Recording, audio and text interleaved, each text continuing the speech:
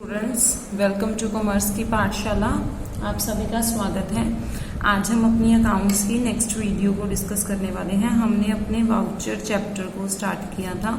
Voucher में अभी तक हमने इसके मीनिंग, इसकी कैरेक्टरिस्टिक्स और कुछ टाइप्स को डिस्कस कर लिया। आज हम इसके आगे वाले पार्ट्स को डिस्कस करेंगे। हम कर रहे थे अपने external source voucher, external source vouchers. External source vouchers में अभी तक हमने कैश मेमो एंड इनवॉइस और बिल ये डिस्कस कर लिए हैं। हम अपनी आज की वीडियो में इसके नेक्स्ट पार्ट को डिस्कस करेंगे, जिसमें हम डिस्कस करने वाले हैं कि रिसिप्ट क्या होती है। Receipt, debit note and credit note, ये सभी हम आज की वीडियो में डिस्कस करेंगे। अपनी वीडियो को स्टार्ट करने से पहले मैं आपको कहना चाहूंगी कि अगर आपने हमारे चैनल को अभी तक सब्सक्राइब नहीं किया तो इसको सब्सक्राइब कर लीजिए। साथ ही साथ एक बेल आइकन है, उसको प्रेस कर लीजिएगा, जिससे कि आपको हमारी आने वाली वीडियोस की नोटिफिकेशन तुरंत मिलती रहे। और साथ ही साथ एक टेलीग्राम लिंक है, उसको भी ज्वाइन करिएगा हमारे चैनल को, ताकि आप इस सभी नोट्स से रिलेटेड इनके पीडीएफ्स आपको टेलीग्राम चैनल में मिलते रहें। Thank you. तो चलिए अपनी वीडियो स्टार्ट करते हैं। सबसे पहले हम बात करेंगे रिसिप्ट की। रिसिप्ट क्या होती है? देखिए, हमने नॉर्मल लाइफ में भी सुना होगा कि रिसिप्ट क्या होती है। जब हम किसी को कोई पेमेंट देते हैं, पेमेंट की हमने किसी भी पर्सन को, तो बदले में उसने हमें क्या दे दी? रिसिप्ट, जिसको हम रसीद बोलते हैं हिंदी और पंजाबी में। रिसिप्ट का मतलब क्या होता है कि हमने जो पेमेंट की है वो उसका सबूत है कि हमने वो पेमेंट कर दी, और जिसको हमने पेमेंट की उसको वो पेमेंट मिल भी गई, वो उसका सबूत है। रिसिप्ट नॉर्मली, अगर हम इसकी डेली लाइफ में इसकी एक एग्जांपल देखें कि रिसिप्ट कहाँ पर मिलती है। स्कूल फीस भरी, स्कूल वालों ने क्या दी? एक रिसिप्ट दे दी। उन्होंने रिसिप्ट में हमें क्या मेंशन किया कि हमने स्कूल फीस दे दी। उनकी कितनी स्कूल फीस है, कितने उनके एक्स्ट्रा फंड्स हैं, वो सब कुछ उनकी रिसिप्ट में लिखा होता है। और हमने जब स्कूल फीस पे कर दी तो उन्होंने हमें रिसिप्ट दे दी, जिसका प्रूफ हमें मिल गया कि हमने उनकी पेमेंट कर दी है। साथ ही साथ स्कूल वालों के पास भी ये रिसिप्ट का एक प्रूफ रहेगा कि हमने उनकी पेमेंट की है, क्योंकि एक कॉपी वो हमें दे देंगे, दूसरी कॉपी उनके पास रहेगी। तो इन फ्यूचर उनको किसी भी तरह की कोई परेशानी नहीं होगी। उनको पता चल जाएगा कि उनके पास कितने स्टूडेंट्स की पेमेंट्स आ चुकी हैं रिगार्डिंग द स्कूल फीस। तो ऐसे ही हम बिजनेस हाउस की बात करते हैं। बिजनेस में ए ने बी को पेमेंट देनी है। ए ने क्या किया? बी को पेमेंट दे दी। बदले में बी ए को क्या देगा? रिसिप्ट, जिसमें एक प्रूफ होगा कि बी ने ए से पेमेंट ली है और ए ने बी को पेमेंट दी है। वो रिसिप्ट एक श्योरिटी होती है कि हाँ, उसकी पेमेंट हो चुकी। अदरवाइज उन दोनों ने चुपके से एक दूसरे को पेमेंट कर दी और बाद में कोई रिसिप्ट भी नहीं थी, तो दूसरों को कैसे पता चलेगा? या in case of any dispute, अगर बी भूल गया कि उसने ए से पेमेंट रिसीव की है, तो ए के पास कौन सा प्रूफ रहेगा कि उसने सच्ची में पेमेंट की थी? वो उसके पास प्रूफ रहेगा उसकी रिसिप्ट का, जो बी ने उसको काट कर दी है कि हाँ, उसने पेमेंट रिसीव की है। इन केस बी रिसिप्ट नहीं देता तो ए के पास कोई भी प्रूफ नहीं रह जाता कि उसने पेमेंट की है, और उसने बी को दोबारा से पेमेंट कोई भी नहीं करनी है। रिसिप्ट क्या होता है? एक प्रूफ होता है। वैसे भी हमने वाउचर्स की बात की थी कि वाउचर्स क्या होते हैं? एक प्रूफ होते हैं। प्रूफ फॉर ट्रांजैक्शंस, यही होते हैं हमारे वाउचर्स। तो अगर हमारा रिसिप्ट एक्सटर्नल सोर्स वाउचर है तो वो भी क्या है, एक ऐसा प्रूफ है जो हमारी पेमेंट को शो करता है कि हमने पेमेंट रिसीव की है या किसी को पेमेंट की हुई है। अभी एक प्रूफ के तौर पर हम रिसिप्ट को क्या बोलते हैं, वाउचर्स, जो कि एक्सटर्नल सोर्स वाउचर का पार्ट है। एक्सटर्नल सोर्स का पार्ट है कौन, रिसिप्ट। देखिए रिसिप्ट को लिखने के लिए किसी पर्टिकुलर फॉर्मेट की जरूरत नहीं पड़ती, उसको सिंपल वे में भी लिखा जा सकता है। जैसे कि हमने किसी की रेंट की पेमेंट की है, रेंट की पेमेंट उसकी एक रिसिप्ट है, तो उसको हम कैसे लिखेंगे,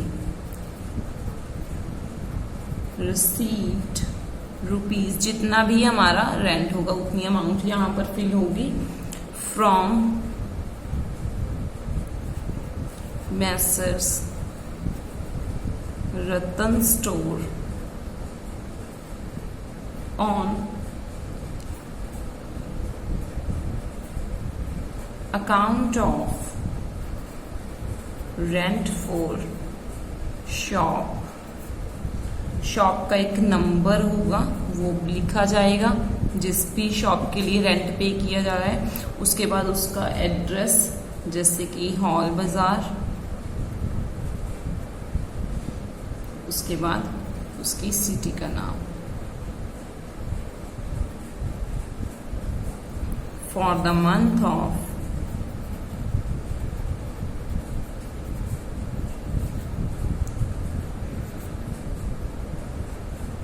सितंबर। उसके बाद क्या होंगे, अफिक्स। अफिक्स में क्या होगा, एक स्टैंप लगेगी, स्टैंप होगी या सिग्नेचर होंगे, सिग्नेचर, इन दोनों में कुछ भी हो सकता है। तो सिंपल वे में ऐसे एक रिसिप्ट लिखी जा सकती है। अगर हमने किसी को भी एज अ प्रूफ कोई रिसिप्ट देनी है तो ये भी हमारे एक्सटर्नल सोर्स वाउचर का पार्ट है। अभी हम डिस्कस करेंगे अपने डेबिट नोट को। नेक्स्ट है हमारा डेबिट नोट। डेबिट नोट क्या होता है, देखिए एक बायर है, बायर ने क्या किया, या एक कह सकते हैं हम प्रोड्यूसर, प्रोड्यूसर ने सप्लायर से प्रोडक्ट्स खरीदे, सप्लायर से प्रोडक्ट खरीदे, लेकिन कुछ चीजें ऐसी थी जो डिफेक्टिव निकली, डिफेक्टिव थी या अप टू मार्क नहीं थी, उनमें किसी ना किसी तरीके से चेंजेस की जरूरत थी, या जो चीज हमें चाहिए थी वो उन्होंने सेंड नहीं की। तो बायर क्या करेगा, सप्लायर को गुड्स रिटर्न कर देगा।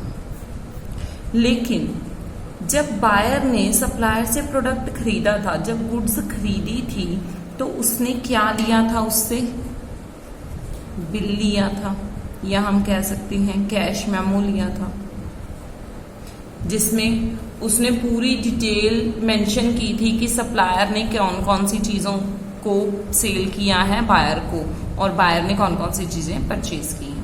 लेकिन जब रिटर्न करेगा तो उसके पास भी कोई प्रूफ होना चाहिए, उसको भी पता होना चाहिए कि उसने कौन कौन सी डिफेक्टिव गुड्स या अप टू मार्क वाली गुड्स रिटर्न की हैं।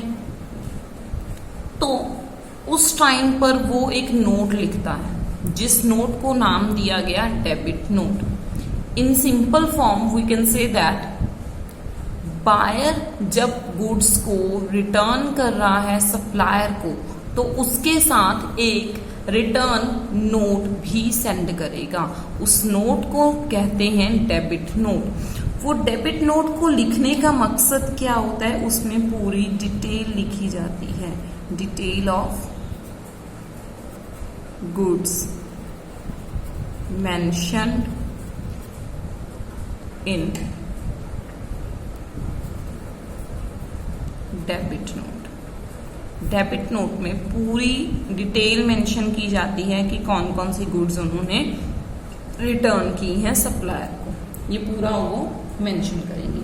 अभी डेबिट नोट बनाया कैसे जाता है, डेबिट नोट बनता कैसे है वो देखते हैं। तो ये देखिए ऐसे बनता है हमारा डेबिट नोट। डेबिट नोट में सबसे पहले क्या लिखा जाएगा, जिस कंपनी का या जिस फर्म ने वो डेबिट नोट काट कर दिया है उसका नाम, उसका एड्रेस कहाँ से है, वो नंबर लिखा जाएगा, डेबिट नोट का कितना है, डेट मेंशन की जाएगी। उसके बाद डेबिट नोट लिखा जाएगा। फिर जिस कंपनी ने उनको सप्लाई दी थी, सप्लाईज लिमिटेड है ना, मतलब जिस कंपनी ने उनको सप्लाई दी थी उसका पूरा एड्रेस नेम लिखा जाएगा। उसके बाद हम स्टार्ट करेंगे goods return, rate and amount से। गुड्स रिटर्न में पूरी गुड्स की डिस्क्रिप्शन होगी कि कौन सी गुड्स उन्होंने रिटर्न की है, उसका रेट कितना था, उसके बाद उसकी अमाउंट टोटल कितनी बन गई, और इन केस उस पर किसी भी तरह का कोई टैक्स, कोई एक्स्ट्रा एक्सपेंसेस पे किए हुए हैं तो वो भी वहां पर ऐड हो जाएंगे। तो इस तरीके से हमने क्या किया, डेबिट नोट एक इनवॉइस की तरह बना दिया। मतलब डेबिट नोट में प्रॉपर एक मेंशन कर दिया कि हमने कौन कौन सी चीजों को रिटर्न किया है। इनवॉइस में भी ऐसे ही करते थे। इनवॉइस में जो जो चीजें मंगवाई जाती थी, जो जो चीजें सेल की जाती थी, उनकी पूरी डिस्क्रिप्शन लिखी जाती थी। लेकिन डेबिट नोट में क्या है, जो चीजें रिटर्न की जा रही हैं उनकी पूरी डिस्क्रिप्शन लिखी गई है विद रेट एंड अमाउंट, और इन केस उस पर कोई किसी भी तरह का कोई टैक्स है तो वो भी एड ऑन कर दिया गया है। तो इसका मेन मोटिव क्या है कि इस डेबिट नोट की हेल्प से पूरी इंफॉर्मेशन मिल जाए, पूरी जानकारी मिल जाए कि कौन कौन सी गुड्स रिटर्न की हैं, कौन कौन सी गुड्स किस कंपनी से रिलेट करती थी, उसका रेट क्या था, उसकी अमाउंट क्या थी, उस पर टोटल टैक्स कितना पे किया गया था जिसको हमने डिडक्ट करना होगा। तो डेबिट नोट हमें वो जानकारी दे रहा है कि सप्लायर्स को कितनी गुड्स रिटर्न की हैं, ताकि हमें पता चल सके कि सप्लायर्स को इन फ्यूचर कितनी पेमेंट देनी हमारी बाकी है, वो डेबिट नोट की हेल्प से हमें पता चल जाएगी। इसके बाद आता है क्रेडिट नोट। देखिए क्रेडिट नोट क्या है, हमने क्या कहा, जब बायर ने रिटर्न की सप्लायर्स को तो उसने क्या दिया, डेबिट नोट दिया। मतलब बायर ने सप्लायर को बताया कि उसने कौन कौन सी गुड्स रिटर्न की हैं। उसके बाद सप्लायर एक नोट देगा। सप्लायर किसको देगा, बायर को देगा। वो कौन सा नोट होगा, क्रेडिट नोट। अभी सप्लायर ने बायर को क्यों देना है, बायर ने सप्लायर को दे तो दिया। देखिए बायर ने सप्लायर को डेबिट नोट दिया, बायर ने ये बताया कि उसने कौन सी गुड्स रिटर्न की हैं, कितना उसका रेट था, कितना उसने टैक्स पे किया था। अभी सप्लायर ने बायर को क्रेडिट नोट देना है जिसमें वो ये बताएगा कि उसको कितनी गुड्स रिटर्न मिली हैं बायर की तरफ से। अगर इन ट्रांजिट कोई भी हेरा फेरी नहीं हुई तो जितना डेबिट नोट था उतना ही क्रेडिट नोट बनेगा। अदरवाइज ट्रांजिट के टाइम पर कोई भी चीज इधर उधर हो जाती है तो उसका डायरेक्टली पता चल जाएगा इन दोनों नोट्स की हेल्प से। क्योंकि अगर डेबिट नोट में ज्यादा और क्रेडिट नोट में कम लिखा होगा तो पता चल जाएगा कि कोई ना कोई चीज ट्रांजिट के टाइम पर बिल्कुल ही किसी ने थेफ्ट कर ली या पूरी तरह से डिफेक्टिव हो चुकी है। तो सप्लायर क्या करेगा, क्रेडिट नोट देगा बायर को जिसमें वो बताएगा कि उसको कौन कौन सी गुड्स रिटर्न में मिल चुकी हैं। क्रेडिट नोट बनता कैसे है, देखिए सबसे पहले उसका नाम जिसने क्रेडिट नोट दिया, उसका एड्रेस, डेट, नंबर जो भी होगा, उसके बाद क्रेडिट नोट। अभी उसने जिसको देना है, उसने किसको देना है, बायर को देना है। बायर का एड्रेस प्लस नेम, उसके बाद यहाँ पर पर्टिकुलर रेट, अमाउंट, गुड्स के डिस्क्रिप्शन होगी। जैसे हमने पहले लिखा था कि कौन कौन से रेफ्रिजरेटर, एयर कंडीशनर उसने सेल किए थे और वो रिटर्न कर रहा है, तो वैसे ही डिस्क्रिप्शन यहाँ पर लिखनी है। सेम वे में रेट और अमाउंट भी हमने लिखनी होगी। तो इस तरीके से हमने क्या बना दिया, क्रेडिट नोट। डेबिट नोट और क्रेडिट नोट दोनों आपस में मिले होते हैं, लेकिन डेबिट नोट कौन देता है, बायर देता है। क्रेडिट नोट कौन देता है, सप्लायर देता है। इतना आपको याद रखने की जरूरत है। इसके बाद आते हैं internal source voucher. Internal source voucher को हम अपनी अगली वीडियो में डिस्कस करेंगे और आपको डिटेल में बताएंगे कि उसमें कौन कौन से वाउचर्स इन्वॉल्व होते हैं और उनको कैसे बनाया जाता है, क्यों बनाया जाता है।